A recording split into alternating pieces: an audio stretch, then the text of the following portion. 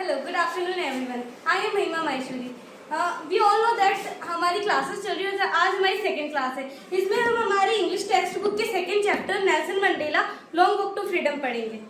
तो सबसे पहले ये चैप्टर, जैसा कि इसका नेम है नेल्सन मंडेला, तो ये किसी नेल्सन मंडेला के ऊपर बनी हुई है। नेल्सन मंडेला कौन थे?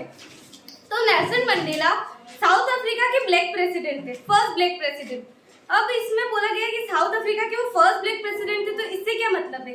मतलब जो था पहले साउथ अफ्रीका में क्या था, 3 सेंचुरीज तक व्हाइट्स का रूल था। मतलब वहाँ के जो व्हाइट स्किन पीपल होते थे वो ब्लैक स्किन पीपल्स के साथ ना भेदभाव करते थे। उस सिस्टम को अपार्थाइड कहते हैं। तो नेल्सन मंडेला जो थे वो 3 सेंचुरीज के बाद फर्स्ट ब्लैक प्रेसिडेंट बने थे। अब इस चैप्टर में है Long Walk to Freedom. Long Walk to Freedom से मतलब है कि उन्होंने आज़ादी के लिए बहुत बड़ी यात्रा तय की है। अब ये जो चैप्टर है नेल्सन मंडेला की ऑटोबायोग्राफी से लिया गया है, यानी कि उनकी आत्मकथा से। तो इसमें नेल्सन मंडेला ने जब वो फर्स्ट ब्लैक प्रेसिडेंट बने, उसका एक हिस्टोरिक ओकेशन का उन्होंने इसमें वर्णन किया है। उनके जो फर्स्ट ब्लैक प्रेसिडेंट बने थे वो तब जो इनॉग्रेशन हुआ था, यानी कि जो उद्घाटन समारोह हुआ था, उसके बारे में है ये एक्सट्रैक्ट। तो इसमें जो होता है, सबसे पहले वो बोलते हैं कि पहले जो इंट्रोडक्शन रहता है उसमें बताते हैं कि अपार्थाइड क्या है। अपार्थाइड का हिंदी मीनिंग होता है रंगभेद। इसका मतलब है कि जो लोग रहते हैं व्हाइट स्किन वाले लोग, वो ब्लैक स्किन वाले लोगों के साथ भेदभाव करते हैं, और ये साउथ अफ्रीका में होता था रंगभेद। और इसके लिए नेल्सन मंडेला भी एक ब्लैक स्किन के पीपल थे, तो उनने इसके लिए बहुत संघर्ष किया और उनने उस संघर्ष में लगभग 30 साल जेल में बिताए। अब उसके बाद ये चैप्टर स्टार्ट होता है। तो नेल्सन मंडेला साउथ अफ्रीका में फर्स्ट डेमोक्रेटिक इलेक्शंस 1994 में हुए थे, और ये जो Nelson Mandela first black president बने थे वो 10 मई को हुआ था। उन्होंने 10 मई की इनॉग्रेशन के बारे में लिखा है। तो वो कहते हैं कि 10 मई जो है वो एक ऑटम डे था। उन्होंने उसको ऑटम डे से कंपेयर किया, क्योंकि जैसे ऑटम का जो दिन रहता है वो सुहावना होता है, वैसे 10 मई भी एक बहुत ही सुंदर और सुहावना दिन था। वो कहते हैं कि बहुत मतलब पिछले बहुत समय से जो है ना ब्लैक स्किन वाले लोगों के साथ भेदभाव हो रहा था, और जिस दिन वो इनॉग्रेशन था उस दिन बहुत से देशों के लगभग 140 देश के पॉलिटिशियंस और डिग्निटरीज, यानी कि जो भी गणमान्य व्यक्ति या जो भी राजनीतिज्ञ थे वो वहाँ आए थे, और उन सबको देखकर नेल्सन मंडेला को बहुत अच्छा लग रहा था। और ये जो सेरेमनी थी इनॉग्रेशन की, ये यूनियन बिल्डिंग प्रिटोरिया में एम्पी थिएटर में होने वाली थी। तो एम्पी थिएटर एक ऐसी प्लेस होती है, जो एक बिल्डिंग होती है जिसमें छत नहीं होती है, और मतलब बहुत सी सीट्स लगी होती है, जैसे स्टेडियम रहता है ना उस टाइप से। अब जो रहते हैं नेल्सन मंडेला कहते हैं कि मैं उस दिन 10 मई के दिन अपनी बेटी के साथ, जेनानी के साथ, उनकी बेटी का नाम था जेनानी, उसके साथ थे वो।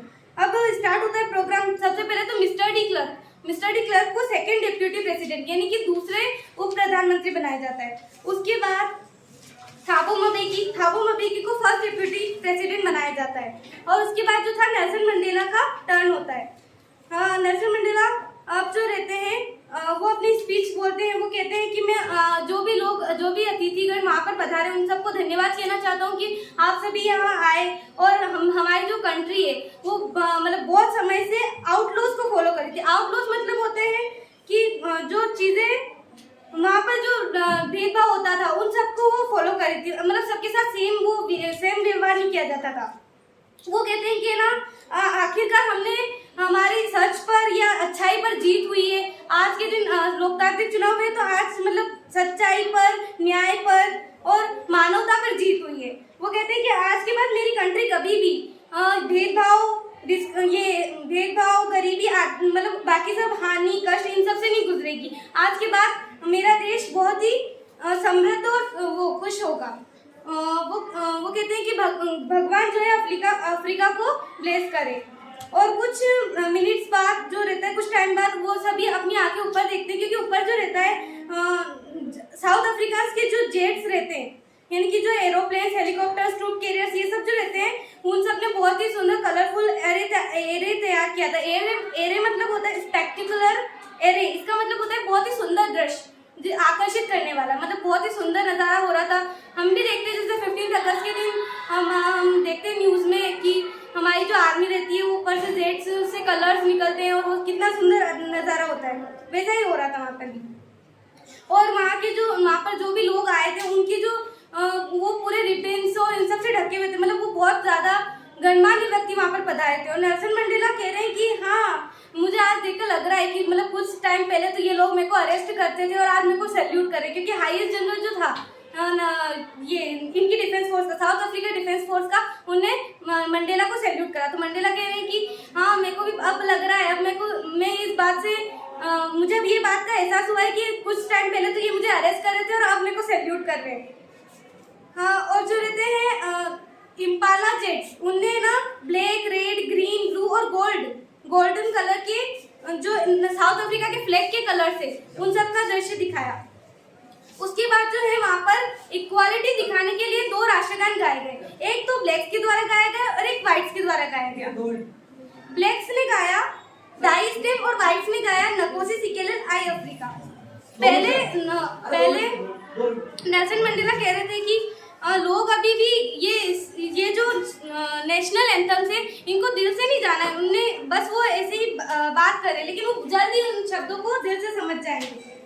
उसके बाद जो रहता है इनॉग्रेशन के दिन, वो कहते हैं, उन्होंने बोला कि ना पहले बहुत टाइम पहले जब मेरा जन्म भी नहीं हुआ था उससे पहले एक एंग्लो बियर वॉर हुई थी, जिसमें ना जो भी मतलब भेदभाव से रिलेटेड थी, तो उसकी वजह से बहुत कुछ प्रभावित हो गया था। तो कह रहे हैं कि आखिरकार इतने समय बाद आखिरकार हम सभी को आज़ादी मिल गई और सभी के साथ इक्वालिटी का व्यवहार होगा।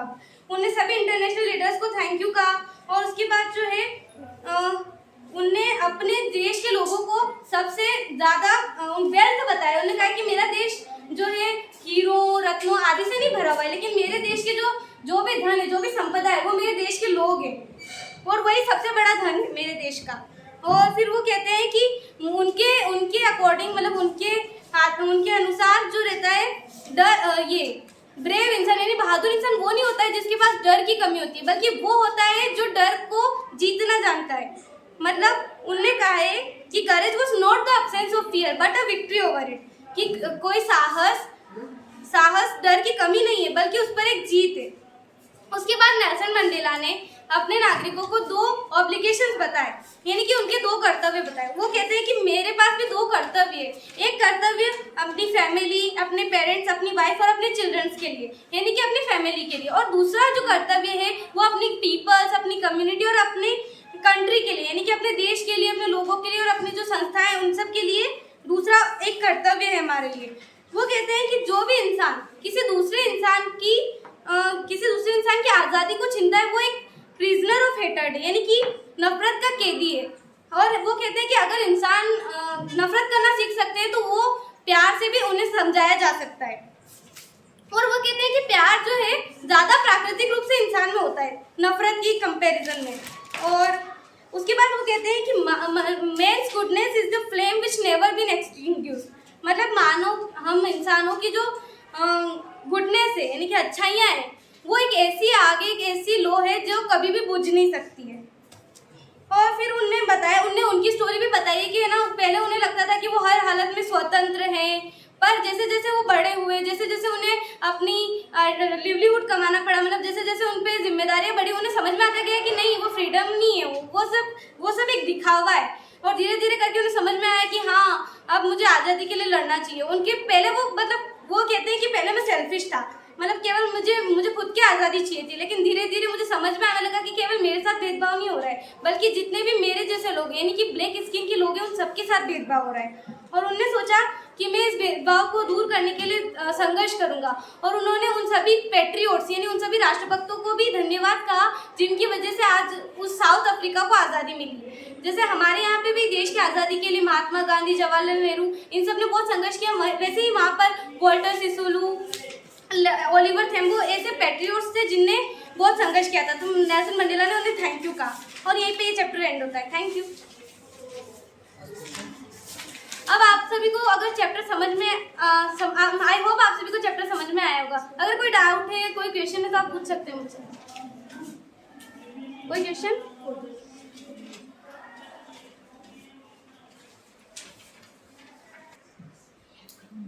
Who were coming South Africa? Dignitaries, politicians, लगभग 140 कंट्रीज के 140 कंट्रीज के जो डिग्निटरीज थे, जो भी पॉलिटिशियंस थे, वो सब साउथ अफ्रीका आए थे। And freedom का एंटोनिया? फ्रीडम आज़ादी का बोलो। फ्रीडम का एंटोनिम स्कर्टेड। और सेरेनियम। फ्रीडम का सिनोनिम लाइबरिटी। सर रुक जाओ, हिंदी में पूछूंगी। Next question. नेल्सन मंडेला की बेटी का नाम। जेनानी। सर आपका कोई क्वेश्चन? है ना, पूछता हूँ मैं।